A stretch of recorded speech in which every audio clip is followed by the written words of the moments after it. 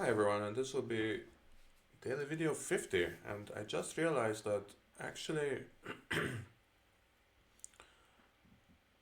this BBO version, so the BBO Windows, will be discontinued on January 1st. So actually, I have to hurry up and probably will record two of these a day and upload them once a day. So, because I think there's like seven or eight of them, and that will actually get into next year. I have to pay attention to that. So anyway, um, it's a pity. So actually, these videos are maybe quite interesting for that reason because these deal of the weeks. I don't know where they're even found. I've been looking for them, but maybe there are somewhere. I don't know. Okay, the mouse is okay. Very good. Team Canada had upset the United States 23-7, like I mentioned before. And now actually VPs are on a 20 point scale, so 20 to nothing is the biggest you can win. And you have two digits, so you don't have any. So any imp difference has a unique VP allotment, but that's not the main point. They won 23-7 in the first match of the 9 match round robin. My partner Joey Silver and I set out the second match, and we were happy to see that our teammates Cartaganis, Jones, and Balcombe Campbell scored up another 23-7 win this time against India. In the third match, Joy and I sat down against the Australian stars Paul Martin and Ismael Del Monte, two very fine players. Nothing much happened during the first few boards of the match, then something happened. I was dealt the glorious south hand and I was in third position on favorable vulnerability. Joy and Ish both passed and it was my turn to call. I'm joking now, right? Nope. I think this was a one spade opener or one heart. As a caveat, I personally do not psych at all. I think I psyched in a video recently, one of these daily videos against robots, but against humans or with a human partner, I just do not do it. I used to do it a lot, but then yeah, I mean you are obviously making making life harder for your partner, kind of ethically. Assuming you have a regular partnership, yeah, it can get super annoying for your partner, and I would add that it's not an obviously winning bridge um, bridge philosophy. And here I mean, if I had to psych, I think one spade is better than one heart because if we're preempting them out of hearts, then hearts will often or well, actually hearts are known to break badly. If we preempt them out of spades, that's a bigger win. Anyway, one heart is called a psychic bit or psych. The rules of bridge define a psych as something like a deliberate and gross distortion of one's high card values under distribution. My actions certainly fit that definition. You're not supposed to psych often with the same partner, especially not the same type of psych. I haven't psyched an opening bid with the exception of one on Trump for as long as I could remember. In fact, I really don't believe in playing this way, and this was the most uncharacteristic action for me to take. Well, real problem is that most partner teammates do not appreciate it when they don't work.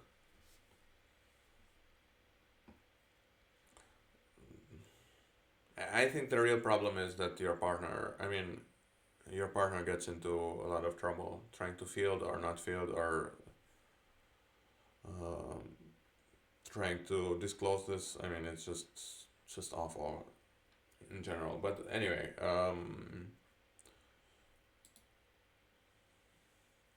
didn't have that problem. My partner Joy likes to psych as much as anyone these days. Don't get the wrong impression about us. Neither of us psyched again until near the end of the tournament. You will read about it. And you, my teammates, would understand too. They're good guys and they would know that I was just trying to win. But a good hand, and their opponents were playing a strong one club relay system. I did not want to give them a free ride. But why not one spade? That would be an interesting question. Will you take out double of one heart? And Joy showed some values with his 1 trump. Thanks, Bard. Each doubled, of course, and I was seriously regretting my rather light opening bid. What would you do now? I think it's 2 clubs. And like I said, I semi-remember these and semi-don't remember these. So this one, for example, I'm pretty sure I remember. 2 clubs, first things first. Redouble would not be for rescue in our partnership. I would show a good hand. Pass would be to play.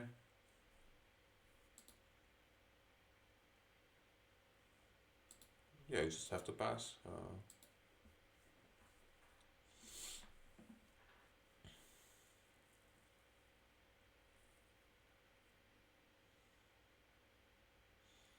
I actually used to play this too.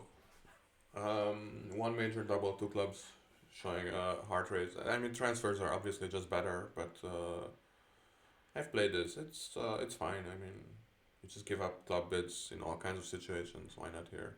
Not just over not just from past hand, just in general. So 1 hard double or 1 major double, 2 clubs.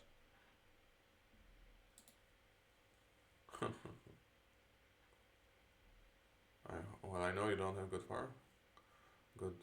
trumps partner. That was exactly what I wanted to hear.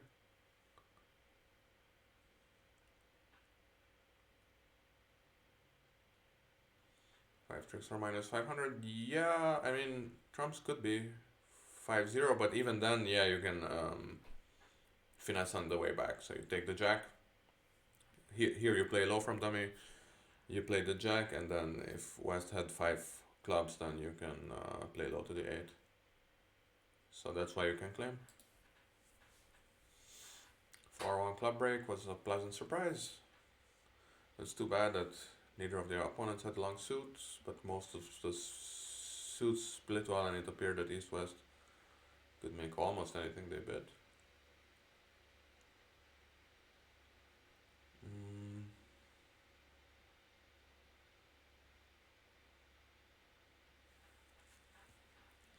Am I a weirdo for not liking double? Well, I mean, you're gonna double, I guess. You have 21.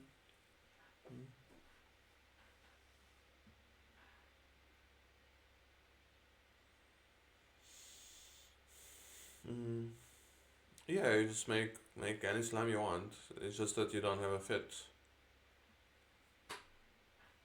So actually, you can make any slam in a suit contract, even though you don't have a fit. So 6 spades, 6 hearts, 6 diamonds, you can just make, but you just have 12 tricks, right? Literally 3 times 4, or 4 times 3. Spades break well. It's true that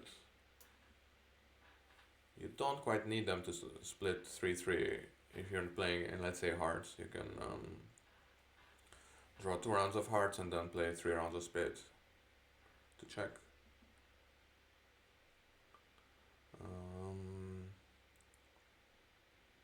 In 6 diamonds, you have some chances in like roughing with the queen or so. I would need to think about this deeper, but it doesn't really matter. The only way we could lose imps on this board would be if Gordon Keith played at 3-no trump and East-West cards. Down on careful defense, yeah, you have to like unblock clubs or so.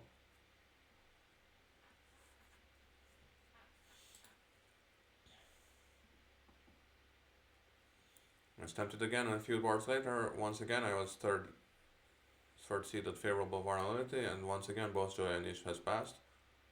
My hand was. And Fred wanted to bid 1-no trump, I think, yeah.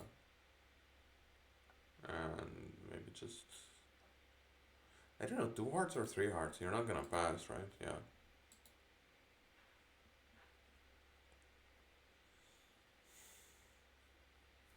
Well, 1 heart, just to begin with, I don't think 1 heart is a psych, but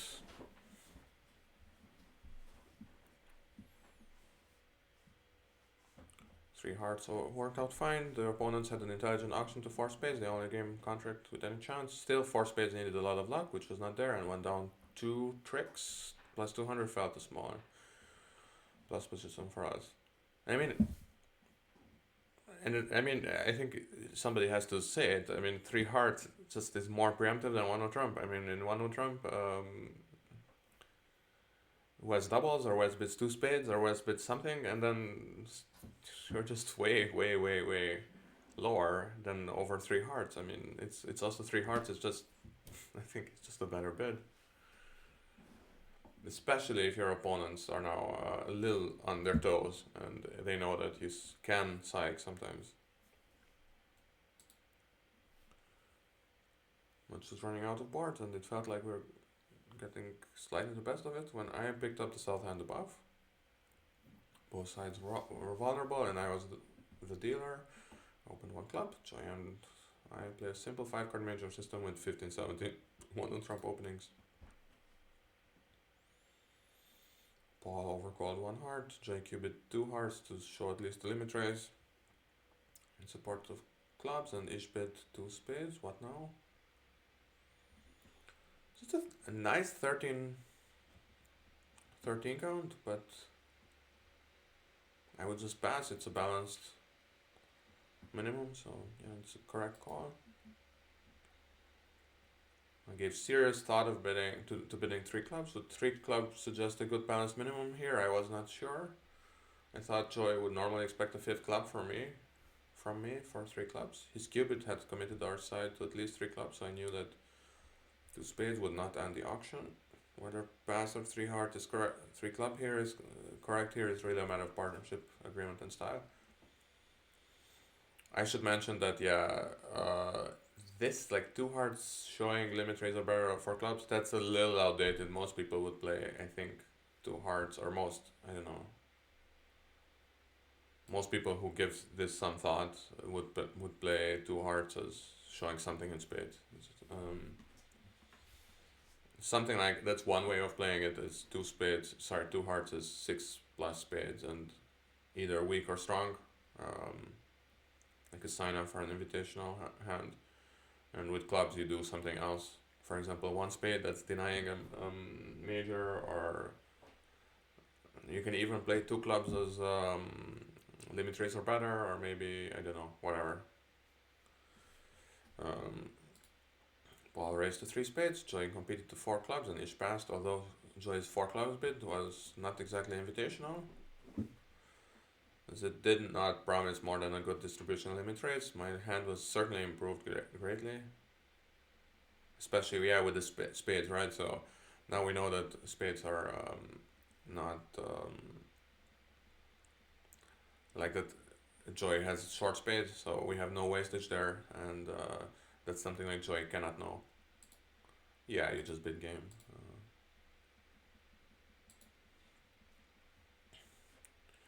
I thought that I could make it. I knew that Joy had a singleton spade, and it was likely that he had at least 5 trumps. He was also likely to have a strong holding in diamonds, as there were not too many high cards for him to have any other suits. It felt a bit strange going on to game with a weak no trump in this auction, but it really felt right. Okay.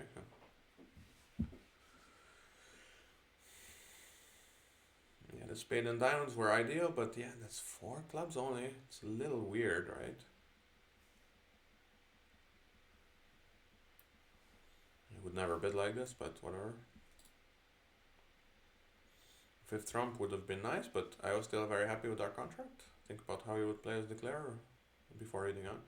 I should also add, this is one argument for playing this better minors. You would never find this in any, like this contract, you would never find in any Polish club or precision or anything. You would have to, or even just a modern one club promising 2 systems. So yeah, you do get to these contracts, which is quite kind of sweet. Think about how you'd play this declarer before reading on.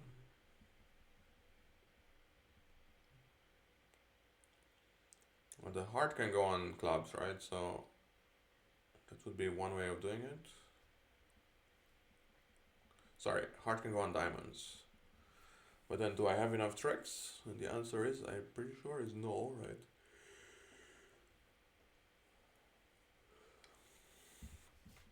A 4 forfeit where you draw 3 rounds of trumps. That gives you 5 tricks. 5 plus 4 diamonds is 9, and the ace of hearts is 10. So that's just down 1. So you cannot do that.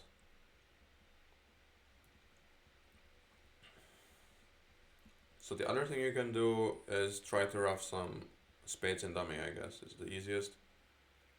Ace of hearts and a spade, and then go from there, I think. Try to use 2 low clubs from dummy. And come back to your hand in diamonds, I guess. Yeah, that's probably what you need to do. Ace of hearts, ducking seem both dangerous and pointless. Surrender the spade trick. Jump with the king, but Ish overtook with the ace. I had a feeling that they both wanted to return the same suit. Sure enough, Ish returned the heart to Paul's jack of hearts. Yeah, I mean, it looks quite scary from Ish's point of view. In diamonds, right?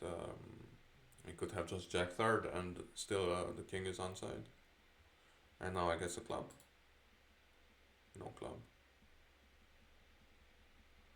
Diamond spots were interesting. The opponents were playing upside down counted attitude signals and third and fifth best leads.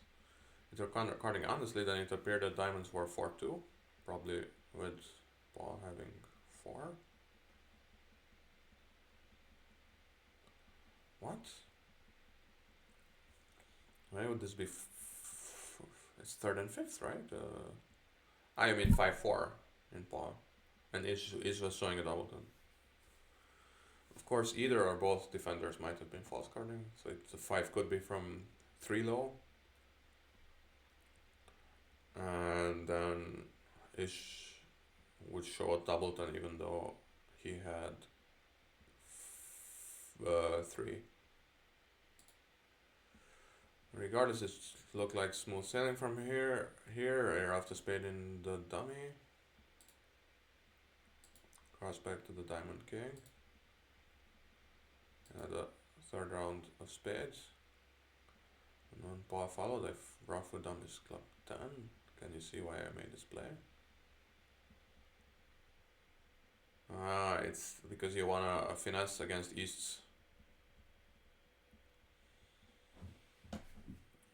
Sometimes you need to finesse against East's jack or 9. If West has the stiff jack or 9, then you can finesse on your way back against the other one.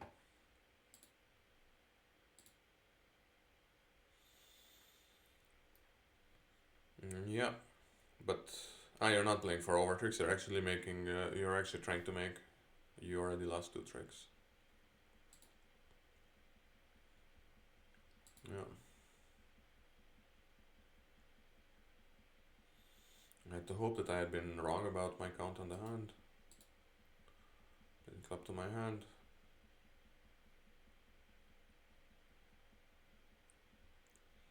It's interesting actually. When Ish accurately played with the followed with the 9, not that I would have finessed. And Paul discarded, I knew I was down. Yeah, the question is why not? Here, why wouldn't you have finessed? I think you should have. You should have, but I mean, I'm just saying that's you're playing East to have made an error. But if you're pretty sure about your count, then yeah, I think you should just play them to have made an error. But yeah, whatever. And now you actually have count of the hand because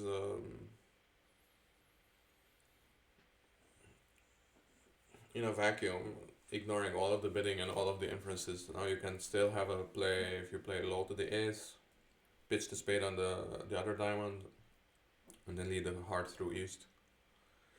But in this case, that's impossible, right? He showed up with 4 clubs, 2 hearts, 2 diamonds, and 5 spades. So 2 down, yep. Rats. Yeah, I love this. So good. No, I love Fred's writing style. It's just amazing, and I mean, it sounds like I don't know, I'm somehow condescending or something, but I just love it. I don't know what else to say. Uh, True that we are in a nice contract. Five clubs requires little more than 3-2 clubs and has chances against some 4-1 breaks, but five clubs was a lot of clubs to bid. When you consider our combined high card values and trump fit, yeah, it's a 4-4 fit with, what was it, 13 plus 10? But still, yeah, it's a stiff and no spade wastage. I mean, no spade wastage is a huge deal. I mean, if you have a suit in which you have a singleton and your partner has literally nothing in it, well, not literally, you have just literally no wasted values. You're basically, well, it's this old saying, you're playing in a 30 high card point deck. So then 23 is actually a lot. But yeah, you need to give up one trick instantly, and you need to play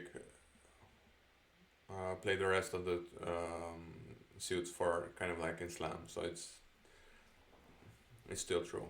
Anyway, I thought that we had won this match, but the margin was more than I had expected. Keith and Gord were solidly plus at their table, and our scores matched well. And the deal above, where I psyched one heart to south and went minus 500 with two clubs doubled. Gord and Keith reached four hearts on the above auction. Four hearts is a good play problem after two rounds of clubs, but I will spare you the details. Okay. In any case, Gord played the hand carefully and ended up making his contract exactly. Plus 620 was worth 3 imps to Canada. Now you have to rough at some point, right? You have to. Wow.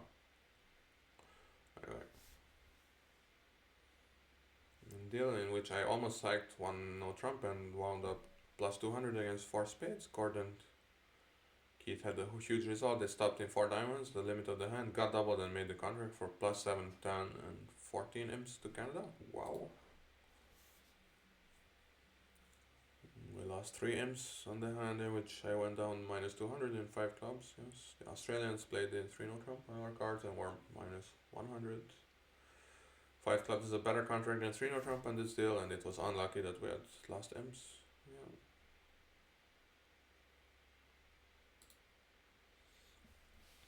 The good news was that the 3 imps we had lost on this deal represented over a quarter of the total imps that we had lost on the 12 board match. The final score was Canada 41, Australia 11, which translated into yet another 23-7 win for our team.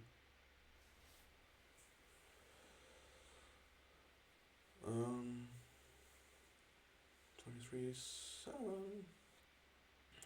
We were on top of the leaderboard. We lost our next match at 19-11 to Norway. Thor Hallest did a few brilliant things in his match that were worth reading about. Hallest doesn't play for Norway anymore, right? It doesn't matter. Our next match was against Italy, one of the pre-tournament favorites. Early in the match, I was dealt this. My left-hand opponent, Dubois. It's been in the news recently, but not the big, not the point here. I dealt an open 3 clubs. Joey overcalled 4 spades, and Guido Ferraro, a name that I'm not familiar with, but whatever. On my right passed, what would you do? I guess for no trump.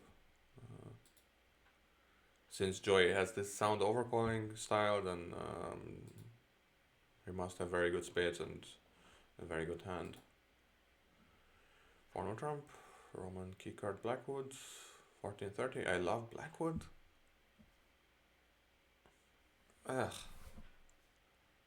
Who loves Blackwood? Anyway, it's fine. The reason why I don't like Blackwood is that people overuse it, and I mean, I don't like cube bidding, to be honest, but that's that's a different story.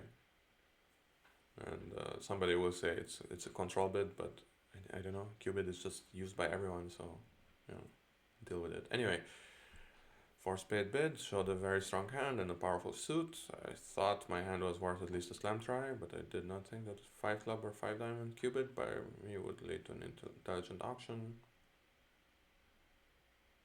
Yeah, that's fine. 1 or 4. Five diamond asked for the spade queen, and choice six spades suggested that he had the queen, no side kings, and extra values in the trump suit.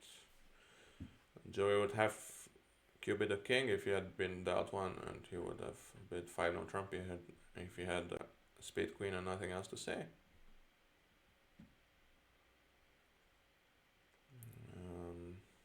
Yeah. So normally, yeah. So then five hearts would have shown the quick king of hearts or so. I briefly considered bidding either seven hearts or seven on trump, but Joy's six spades suggested that he had either a seven card spade suit or the spade jack.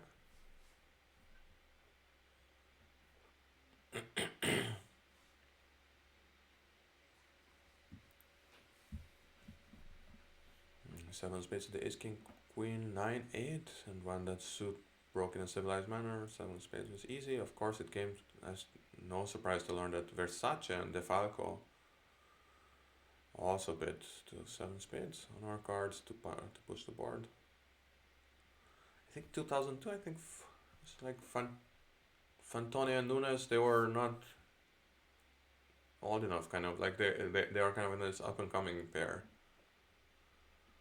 And yeah, and then everybody is thinking whether or not they were like how they were up and coming. Anyway, not a big deal. The Italians seemed to do everything right at both tables in this match. I thought we had lost. Our teammates thought we were lost, and sure enough, we lost. We lost convincingly, scoring only 7 M's to Italy's 42. It is not the end of the world to lose close matches in an event of this nature, but the 6 VPs we got against Italy versus their 24 was a major setback for Team Canada. Italy had passed us in the standings, but thanks to our excellent start, Canada was still in second place. The last match of the second day was a real test of character for our team.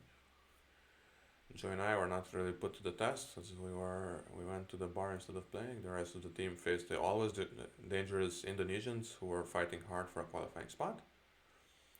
The other 40 members put a stop to our losing streak, getting a 16-14 victory point win against Indonesia. Now, 16-14 is not really a big win in terms of VP, but it is a big win for our team. For one thing, beating Indonesia at all is an accomplishment. The fact that we were now supposed to be feeling the pressure and came through without our two most experienced players in the lineup was more important. The rest of the world was starting to learn that Canada was for real. The last day of the round robin, we would play matches against Brazil, Poland, and Egypt. As long as our team was close to average in these 3 matches, we would have a good chance to qualify in the top 4 for the semifinals. Were we feeling any pressure yet? It didn't seem like it. The guys on my team were playing and behaving like they had been here many times before. Oh, we're just gonna go straight. Yeah, so this part 2 is much longer than part 1, I think, but well, more for us, right? Our Brazilian opponents combined experience with youth. Gabriel Chagas, South, has been one of the best bridge players in the world for a long time, and I always enjoy playing against him. His regular partner these days is 27-year-old Diego Brennard, the game's brightest young stars. Early in the match, Joey was dealt a hand that should look familiar. Yeah, it's very similar. And this deal, Joey was also at favorable vulnerability, but he was in first position. What call do you think he made? I think maybe two hearts because Joy has this thing for very, very sound stuff. Don't tell me it passed. Ugh. Yikes. White on red first. I hate it. No, anyway, it's not my series. I'm just going through it, but I also have to be honest about my opinion. Big believer in never holding an outside ace.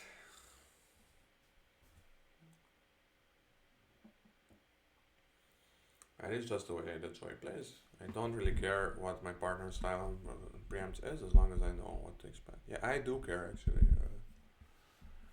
I think some styles are just wrong, and I think it's I think this is just not a winning style.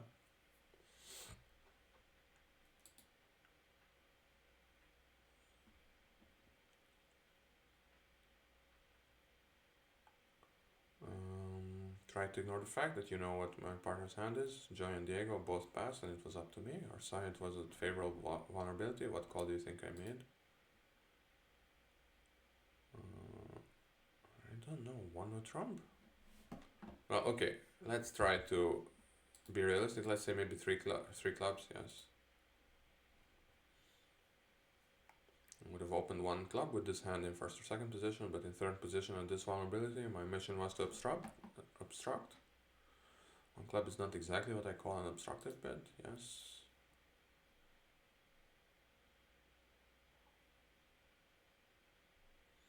If I have something else, that is my problem, not my partner's.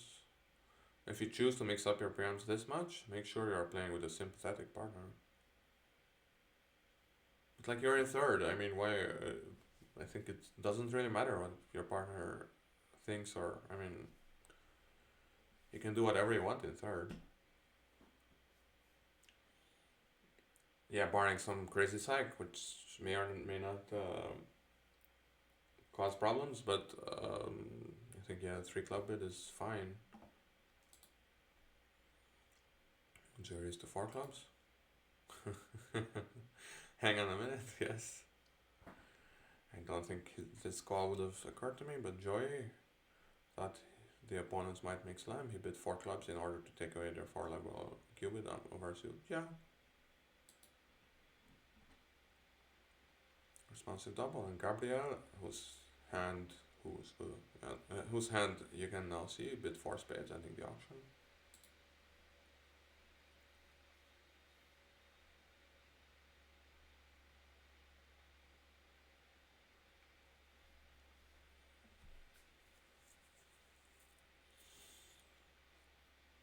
It's about finding the ace of diamonds, right? And then so you wouldn't play.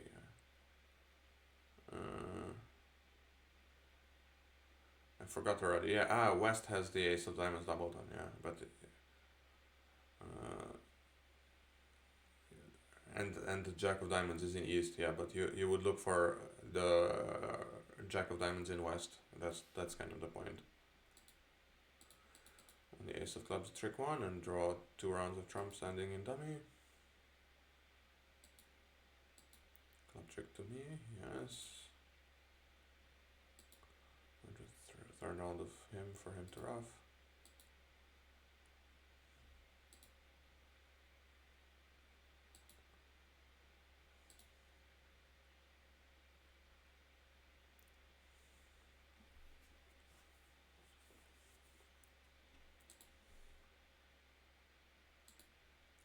King of diamonds, that's pretty cool.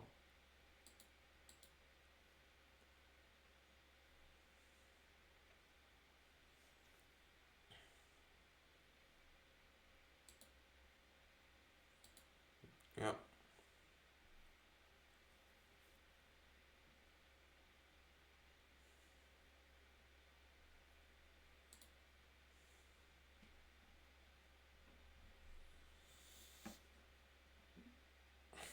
Yeah. When you're hot, you're hot. Just doing the right thing more often than the opponents. At this level, everyone has good bidding judgment and everyone can take their tricks. It's just a matter of whose day it is. If it's your day, you will probably win. Today seemed like our day. I could only hope that it would continue. Yeah. Last board of our match felt like it. We were up in the match, but not by that much. The opponents were vulnerable, and I opened one heart. Yes. Doubled. Joy redoubled show strength. Diego bit 2 diamonds, and I passed. Gabriel also passed, and Joy jumped to 3 hearts.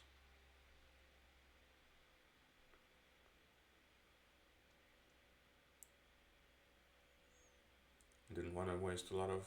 I'm here. Didn't want to waste a lot of energy figuring out what 3 hearts should mean. I was bidding 4 hearts no matter what. So I bid 4 hearts, which became the final contract.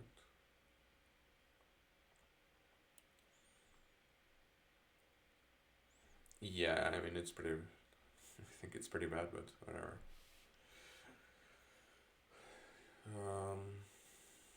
You wanted to slow the auction down in order to increase our.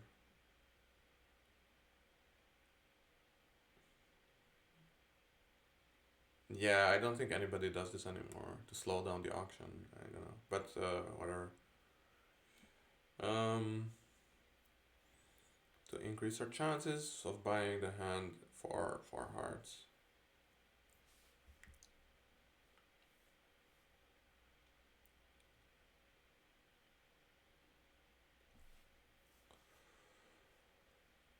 So it's gotta be about spade somehow. West probably has, well, often has 4 spades, but has at least 3. So we want to keep our spade losers to 2 all day somehow. Some kind of end play. Sorry, not end play. Elimination. So you take 2 rounds of hearts. 3 rounds of clubs. And pitching a diamond, and then exit a spade somehow. But I mean, you still have to figure out how exactly you're gonna do it. But again, I'm mostly just reading through this rather than treating it as a problem book. This is just much more fun than reading, I think. King won the first trick. Very roughed. Yeah, you're somehow gonna duck a spade to west, and even duck. I think you have to duck when west then returns a spade, then you duck again, and then west will be finally end played.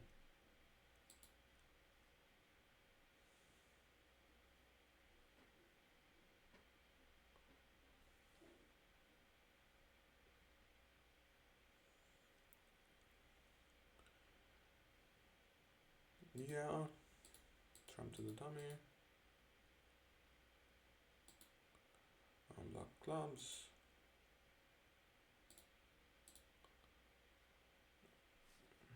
Yeah, you're playing a bit too many clubs here. That's the problem. Too many trumps. Ace of clubs. Exited with a spade.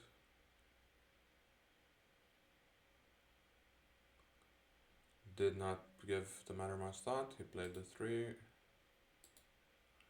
Diego's 9 of spades won the trick. Singleton.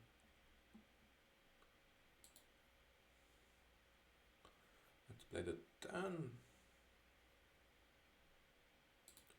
Yeah. The king or the queen. Prevent his partner being unplayed. Yeah, this is pretty cool.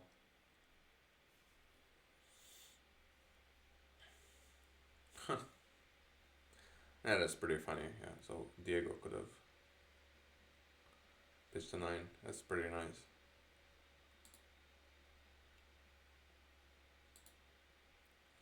Yeah, this is what changed in victory points. I mean, actually, it's still a small effect, but in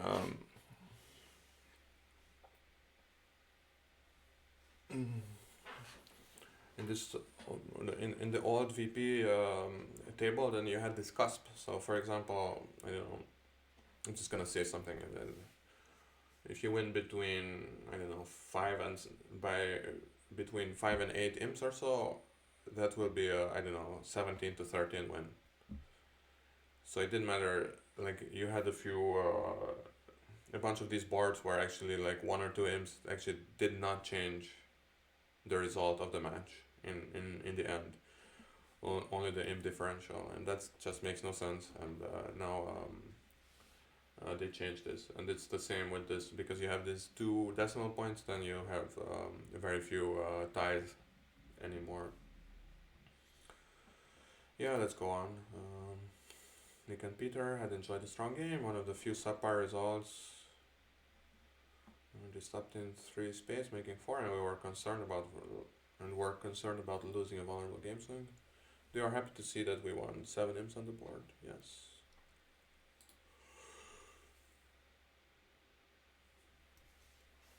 We did well to get to the 6 clubs on this deal to earn a slam swing for Canada. In their auction above, Peter's 2 clubs forcing to game.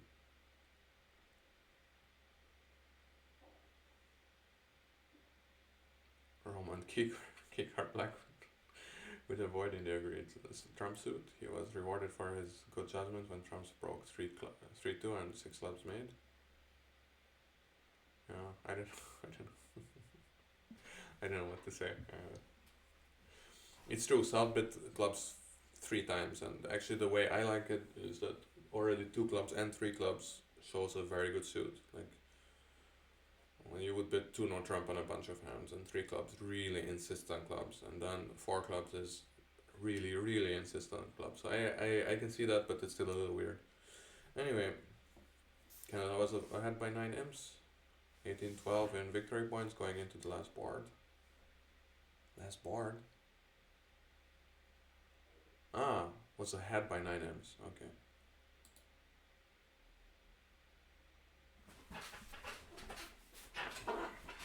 Yeah. And this board won the match by 10 imps and 1 extra victory point.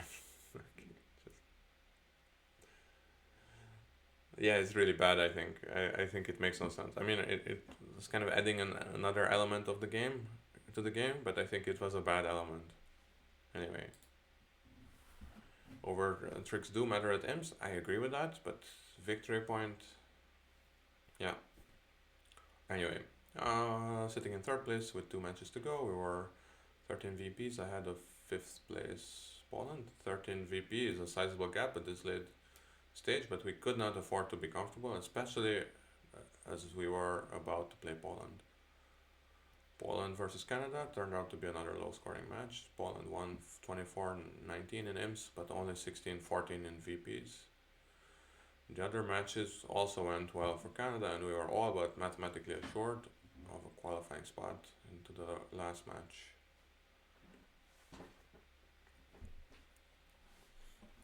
So they played the last match against Egypt, and both partnership had some anxious moment. We got trounced 24-6 in VPs, but we knew that we only needed 5 VPs to be assured of qualifying.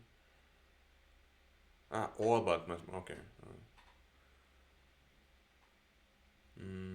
Canada was sitting in 4th place with 140.7 VPs. And the question is, what does it mean, 0.7 VPs? And maybe it's just a director's adjustment or so, because I'm pretty sure you didn't have any fractional ones otherwise. Poland finished in 3rd, just ahead of us with 141.5 VPs. Indonesia was the highest non-qualifier with 135.